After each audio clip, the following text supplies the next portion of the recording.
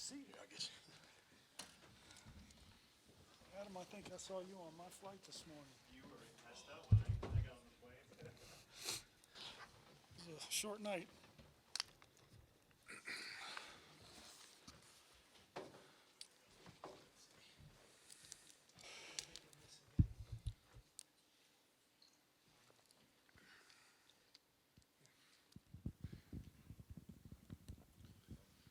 Test.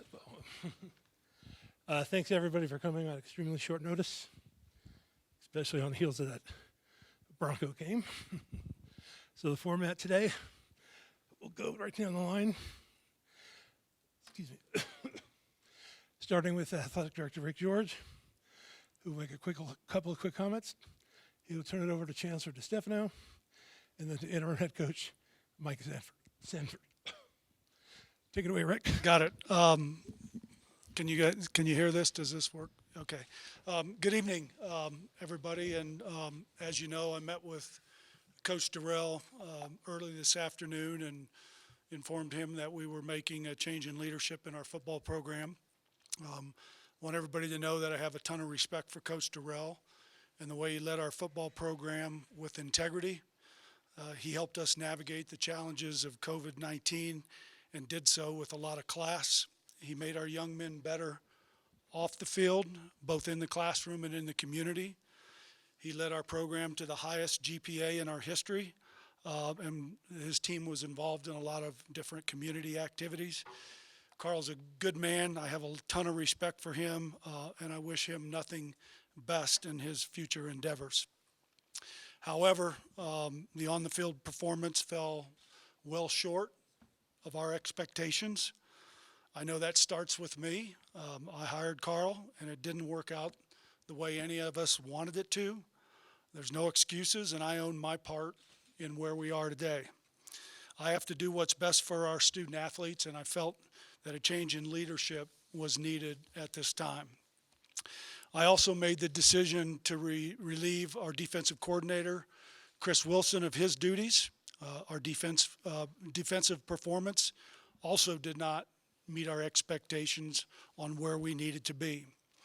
I've asked Mike Sanford to serve as our interim head coach for the rest of our season. Mike and I have asked Gerald Chapman to serve as the defensive coordinator and Clay Patterson to serve as our offensive coordinator. We still have a lot of games to play, which is why I made the decision now. We have 7 games remaining on our schedule, and I'm confident that we have the talent and the will to win the games down the stretch. I have full confidence in Mike to lead this football program. Mike has had a lot of success in his coaching career, and he's an incredible motivator. I'm excited to see Mike in this role and think he will bring the team the energy that we need. We will be diligent in our search process, and we will be incredibly thorough. We will leave no stone unturned in our quest to get this football program back to national prominence. Over the next few months, you'll read a lot of things on social media. We all do. When you hear from me on our next head coach, that's when you'll know. And between now and then, I won't be commenting on the specifics of the search. This time around, we have 2 months in front of us to get to the best coach for this job. To that end, I'll be working and consulting with football people that are knowledgeable, that are former Buffs, that have agreed to help advise me during this process, in addition to the national network of great football minds that we have access to.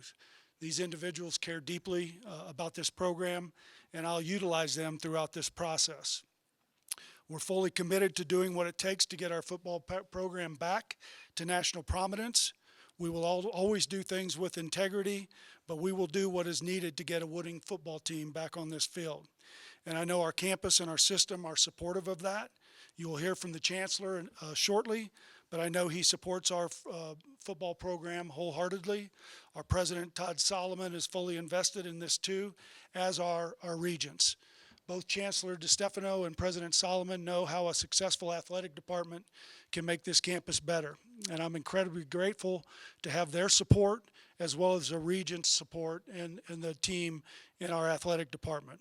I promise you that I will work hard as hard as it possibly takes to return our football program to glory. Our athletic department has and will continue to provide the resources needed for a successful football team. This place can be and will be a football powerhouse. We have the facilities, we have the location, we have the programs, we have everything that we need to be successful on the football field. My stance on this has never wavered.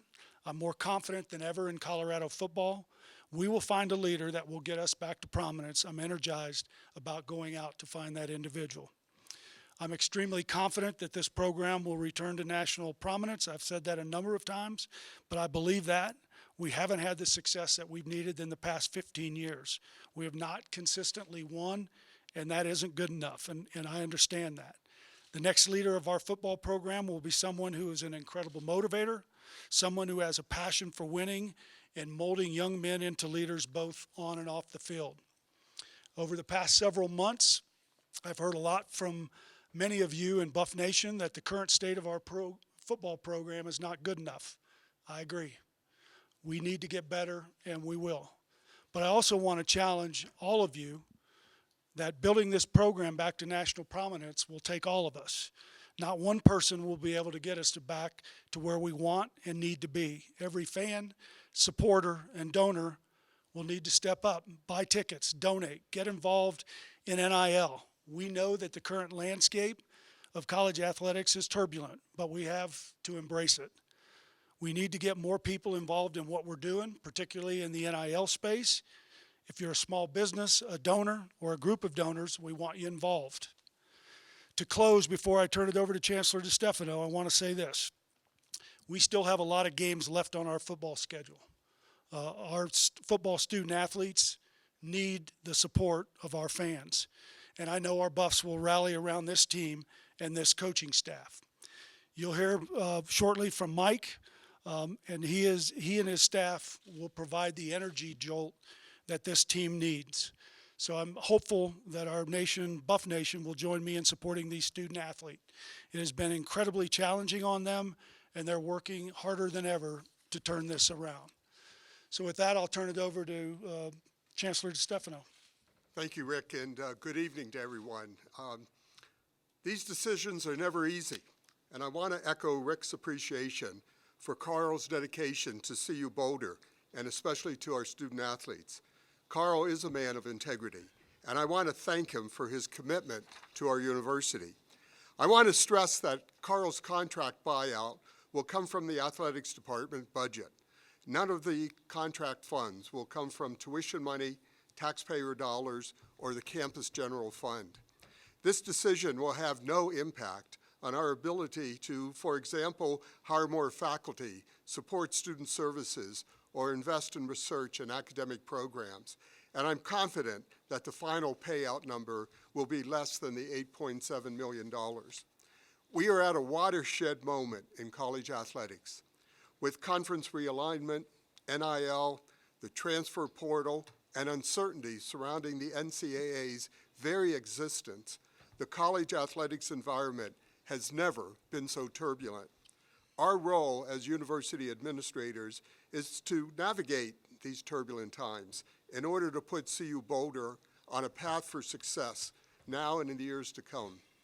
Dating back to my days as the faculty advisor for athletics, I've seen what a galvanizing force the football team can be, uniting our campus community in support of our beloved Buffaloes. Athletics can provide a gateway to all of the important work we're doing throughout the campus, and I know our football program will once again match the ideals we strive for in our academic programs.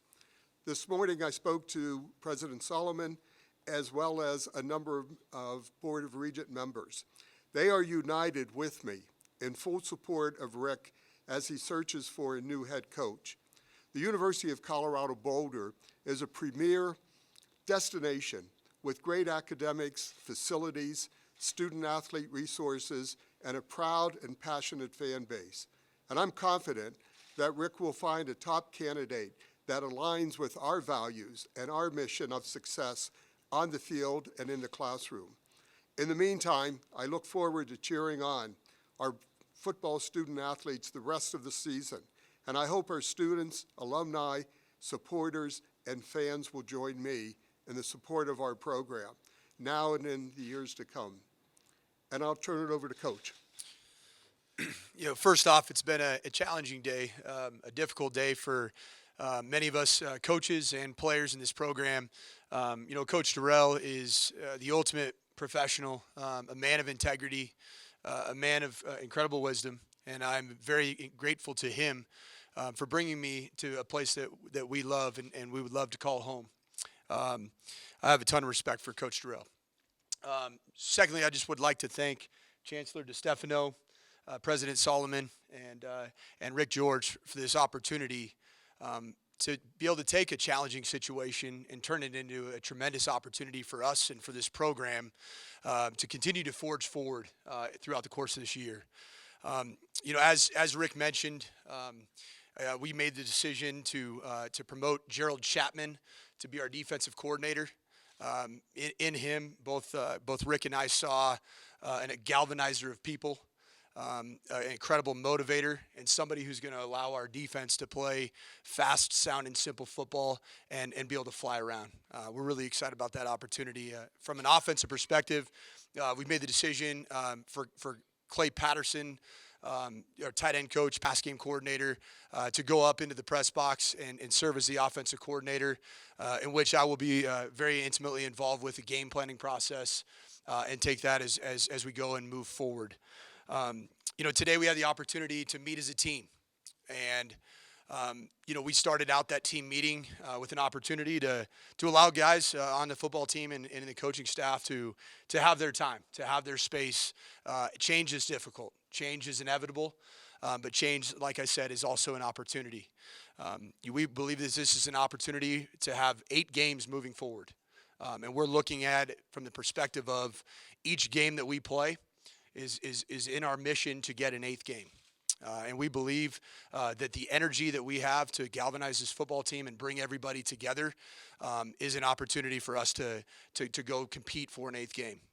We have not been eliminated from any postseason to this point, and it all starts with having a fantastic bye week leading into the Cal game. The team is what is directly in front of me and what is on the forefront of my mind. These are tremendous student athletes. These players haven't quit. They have shown nothing but fight. They have shown resolve, and they've shown the leadership that we would all want to see in our own sons. I'm incredibly grateful for the opportunity to lead these men, to lead this staff through troubled times, but to also look at this as a new opportunity. We wiped the first 5 games. Literally on our schedule in the unit meeting, we put a black paper over those first 5 games, and this is a fresh start. It's a fresh start for players to have an opportunity that weren't in the position they want to be in with regards to playing time to go out and play. And we're going to look for players that are the most bought in, that are most fired up, and the most selfless individuals to represent this fine university. To anybody in Buff Nation, the constituents that make up Buff Nation, the student body, the fan base, the donors, and most importantly, the student athletes and the staff that I now have a chance to lead. I want us all to think each and every day, when you wake up in the morning, what can I do? What can I do? And that is my cry. What can I personally do to turn this in this pivotal moment for this season? There is a ton of football left ahead of us. This season is not at all a waste season. We're going to look at this as an opportunity to develop a lot of the young talent that we've seen on offense, to re-energize and reinvigorate the defensive veterans that we have on this roster, and most importantly, to bring a unified front across the board from staff to player. And I fully expect to see a much improved product when we take the field 13 days from today. Okay, with that, we'll take some questions. Please wait to get a microphone. Who wants to lead off? So, Rick, you mentioned that it starts with you because you made the hire with Carl. Can you talk about this process now? I mean, you had to make kind of a quick decision. It was not ideal circumstances when you had to hire Carl. You now have a couple months. How much do you think that's in your advantage now in finding the right coaches? You have some time now to kind of go through this and really find what you want. Yeah, appreciate the question. When we did this a few years ago, we had a couple weeks, and I think when we hired Carl, it was 2 weeks before the season, and the timing of doing that after signing day in February is really challenging. But no excuse. We hired Carl for the right reasons. We fully intended him to bring this program back. He started off really well, and we've just not been where we should be in the last year and a half. So, having 2 months, and I will tell you, and I want to make sure everybody understands this, is that we're not going to hire somebody in the next couple days. This is going to take time. We're going to be very thorough.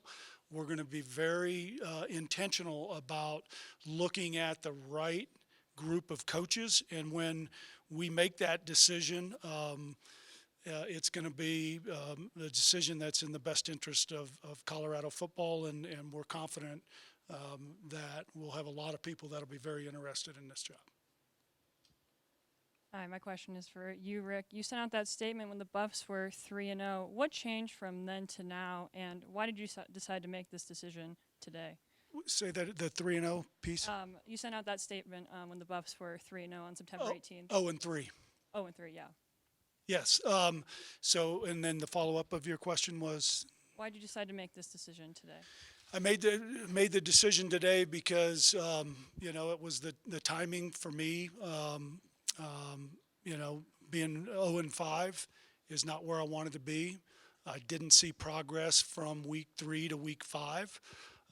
And so I felt like it was the right time for me to make a decision. And for those of you that want to know, I made the decision last night.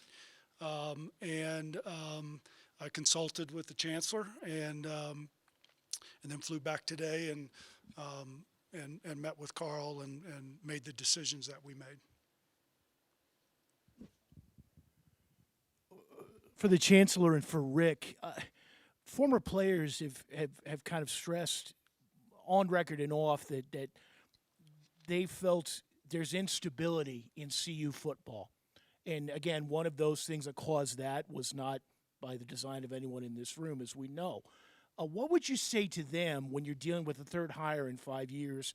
And how do you think that affects, you said it's going to be a good candidate pool, it's a good job, it's a Power 5 job, who look at this and say, you guys have had 3 coaches in 5 years, or 4 and 8, or whatever the number ends up being, and want to see that stability there. Right. Well, look. I mean, we wanted to see the stability when we hired Carl, and that was really important. And I do think it's important that we have stability in our program and that we have coaches that want to be here.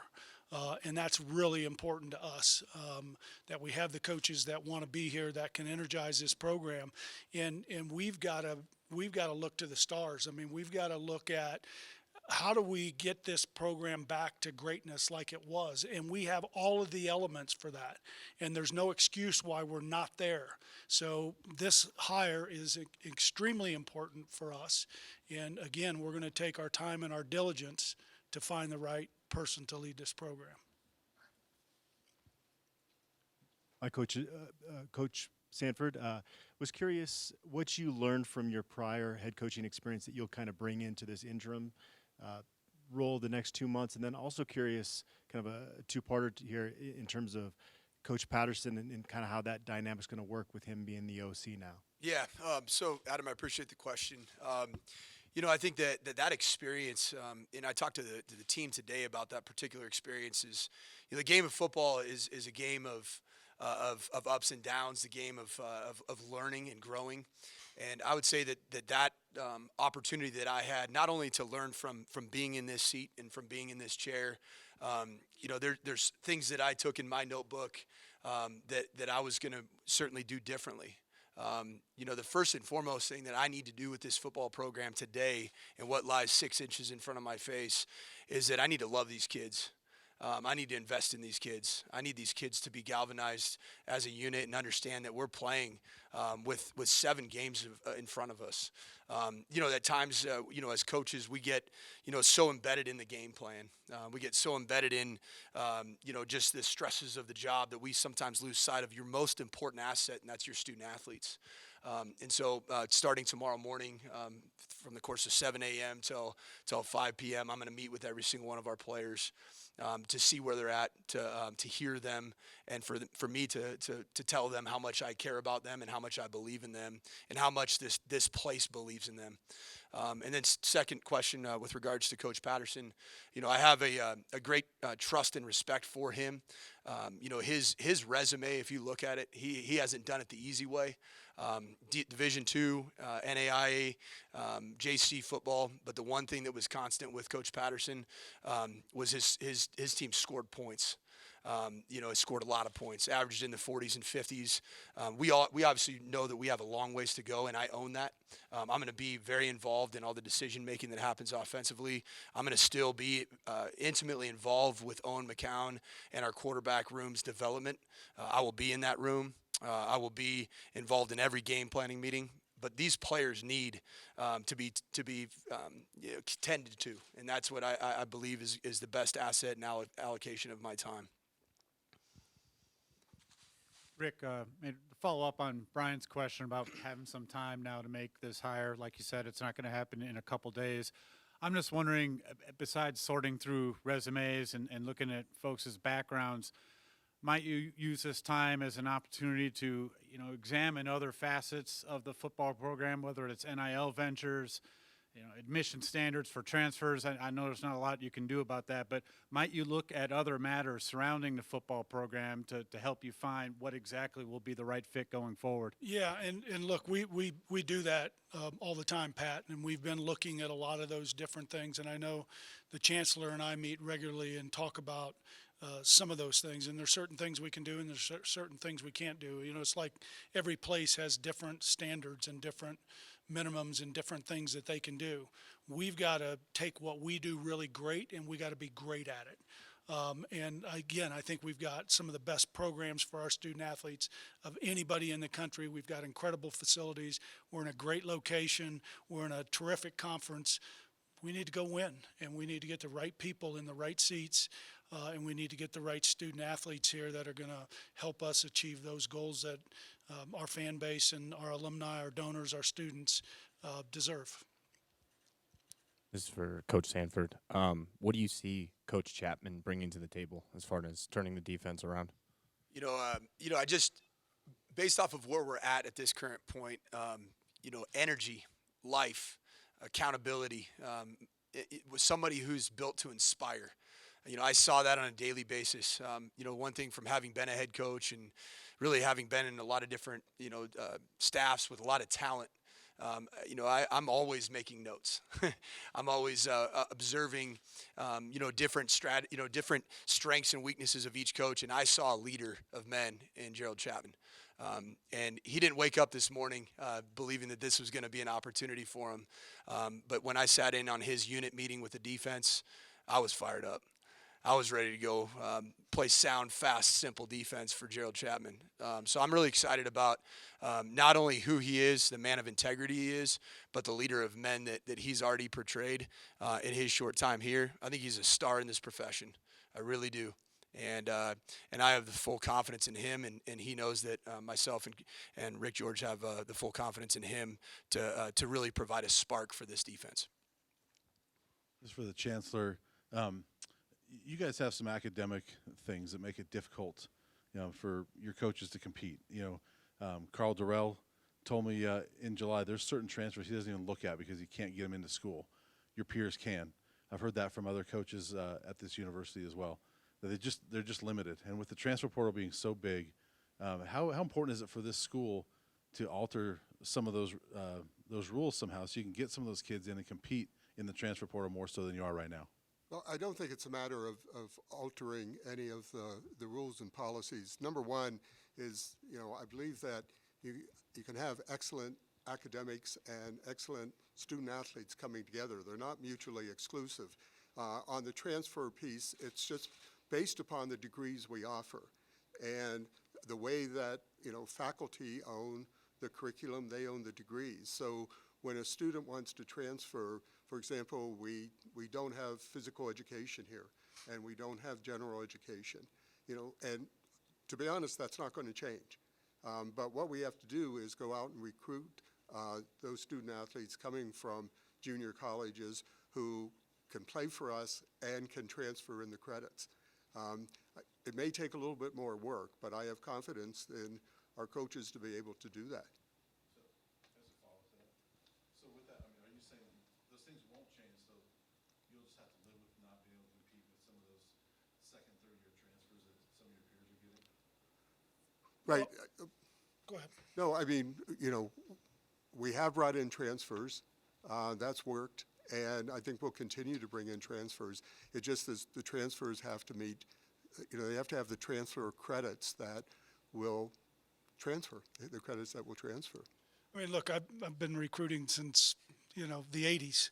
And, there's certain pool of candidates, recruits that you look at that fit your profile. And there's enough of them out there.